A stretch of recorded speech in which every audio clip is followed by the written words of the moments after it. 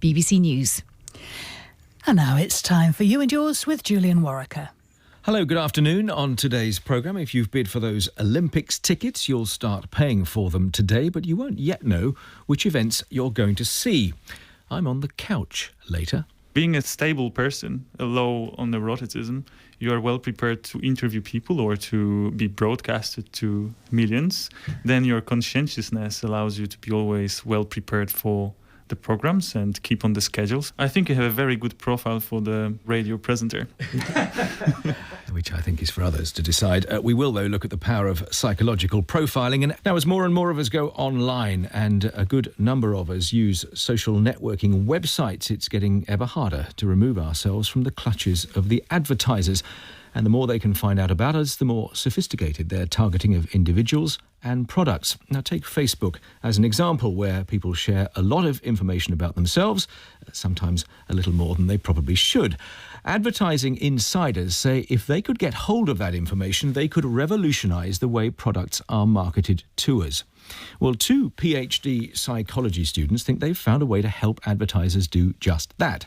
They've made an application for Facebook, which they say will help them harness the wealth of information that people put about themselves online, as long as we agree to the process in the first place.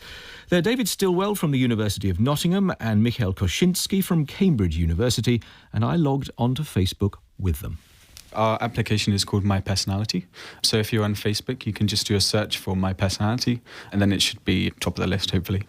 So I'm now going to go to the search at the very top and just type in My Personality, which takes me, I think, to the application. Yes, indeed, that you've been talking about. Description of application: what do you like? Shy, outgoing, trusting, and then there's a series of questions. Yeah, so our test is 20 questions. That's the minimum that you can take. So it only takes 3 or 4 minutes. And tell me how those questions have been compiled and what exactly they are trying to find out.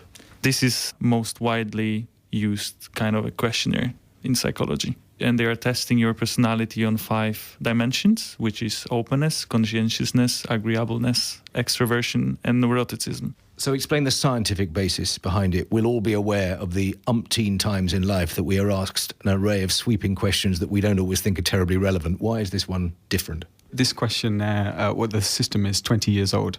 Over that time, tens of millions of people have taken this questionnaire. And what we can statistically do is, if you answer one question in one way, then you're likely to answer a different question in the same way. Well, I've now clicked on it. I agree, let me take the questionnaire. My personality is requesting permission to do the following: access my basic information, which talks about my profile, gender, networks, the list of friends, etc., and then profile information about my likes and dislikes. So if I say allow to that, which I've now done, so basically we've got a scale of 5 measurements, either very inaccurate, moderately inaccurate, neither inaccurate nor accurate, moderately accurate, and very accurate. So I'll carry on doing these. Do I have a vivid imagination? I think so. Do I hold a grudge? No, I don't at all. Centre of attention question. That's a good question for somebody who's on the radio. Do not like poetry? I do like poetry, so that's very inaccurate. Am I always prepared? I've got down to question 14. I think I'll go with moderately accurate for that. I don't enjoy wild flights of fantasy. I don't get stressed out easily. I'm not easily bothered by things. I'm not easily bothered by things, so I think that's moderately accurate. Shirk my duties? No. Right, I've clicked 20, and then I'll place another button here. Calculate my personality, it says. Now you can give us consent to use your data in the research, but you don't have to, and then you will just receive the scores and feedback, and we will never, see your answers, and we'll never use them in your research. So let's just go for it. I'm quite keen to see what is your personality. Right, okay, so what do I click on now? Because you allowed us to look at your Facebook profile and use it in our research, Facebook will ask you if you really want to share the data with us. So you have another chance of saying, no, I don't really want to allow those guys to look at my profile. Okay, well, for the purposes of this exercise, I'd better be a sport, hadn't I? So I'm going to press allow. Right. Okay, so a personality profile has appeared in front of me. Big 5 personality questionnaire, which is in these categories: openness, conscientiousness, extroversion, agreeableness, and neuroticism. And there are various scores for each one in percentage terms. You can both see it over my shoulder. a quick analysis, if you wouldn't mind. I think you have a very good profile for the radio presenter. Think about it. Being a stable person, a low on neuroticism, you are well prepared to interview people or to be broadcasted to millions. Then your conscientiousness allows you to be always well prepared for the programs and keep on the schedules. And also your openness allows you to, your high openness allows you to follow new ideas and be open to experience, which helps you to provide your listeners with interesting subjects. Good. You can both come again. Let's talk more broadly about how this applies. We've got some what we call personality matches. And so what we found is that a certain personality on Facebook is more likely to like certain things. For instance, we found that people who like BMWs, they significantly differ from people who like Volkswagens. And this is obvious to any kind of marketing specialist, but we're able to express this obvious fact in terms of psychological traits like personality, like IQ, like satisfaction with life, like also number of friends that you have on Facebook. The voices there, you heard Michal Kosinski, David Stilwell. Listening to that here with me, Richard Neville, who's Chief Strategy Officer at the advertising agency Elvis. How do advertisers use personal profiles at the moment, Richard? Well, these sorts of things really are the antidote to spamming. You know, they are, it's the holy grail of marketing, really. It's about creating perfectly targeted messages that ideally get to the right person at the right time.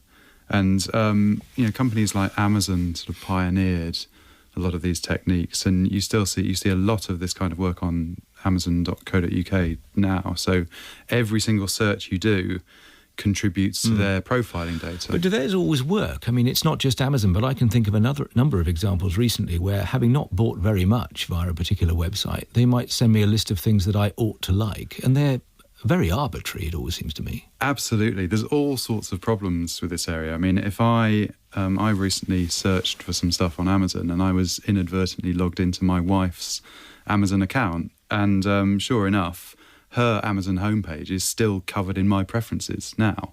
And also, I perhaps didn't really want her to know that I was searching for expensive camera equipment. Was it a nice present you were buying? Kind of for myself. Oh, fine. Maybe. OK, we won't go down that road. In which case, does what we've just heard take us into slightly more sophisticated territory in your mind? Well, yes, definitely. I think this is part of an important development in how the internet is shaping up. I mean, it's demonstrating greater parity between how the internet works and how our minds work. So really it's exposing some of the relationships between information and emotions and between people, personalities and products. So of course, you know, these sorts of things are very powerful tools for marketers. And if we as users of the internet, as consumers, opt into this, and of course, as I stressed when I led into this item, we have to say yes to doing it. You know, we don't have to play ball. But if we have done so, do we as consumers notice the difference, do you think, because of the kinds of things that are being advertised in front of us? Well, yes. Like I said, it's about developing better targeting. I mean, you know, you said at the beginning of this article, are we going further into the clutches of the advertisers? I mean, nobody, you know, sometimes marketing has a bad name, but it's only because it's inexpertly done. It's not as flexible and as intelligent as a face-to-face interaction with a human being. And technological tools like this massively increase the intelligence of the system. Which is fine, I'm sure, but I don't doubt that there are people listening to this conversation who are thinking, yes, but how do we opt out of this? If we want to use the internet a lot, and we might be a Facebook user for sake of argument, our suspicion is that even without ticking on the box marked yes, a lot of this information is going out and about and being used by people anyway. Yes, well, I mean, yeah, as you say, first of all, this system that we're talking about, you do have to opt into. And even when you do opt in, it's totally anonymous. So but isn't it happening already anyway in a slightly more subtle fashion, I think is what I'm getting at? Yes, I mean, it absolutely is. But that's what the internet is. The internet is a system for organising human data. And so inevitably it's about setting up the relationships between different pieces of content.